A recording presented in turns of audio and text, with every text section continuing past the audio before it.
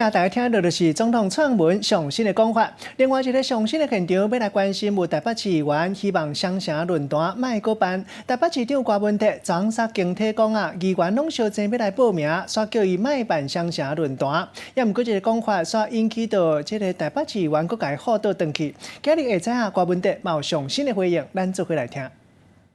大家在询问而已啦。那这个确定的，反正也要等到双方有宣布以后才能够正式登记嘛。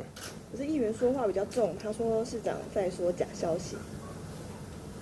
对啊，应该正确讲法是大家还没开放报名，是大家因为他们在问我说那个什么本来我们以前市长出国是3名，有3名是工会的，他们就说能不能加到9名？我说哇那么多人呢。所以这次有可能再加到9名。蛮好看哦，智慧的一定更多。你要是9个，他一定还有其他要智慧的。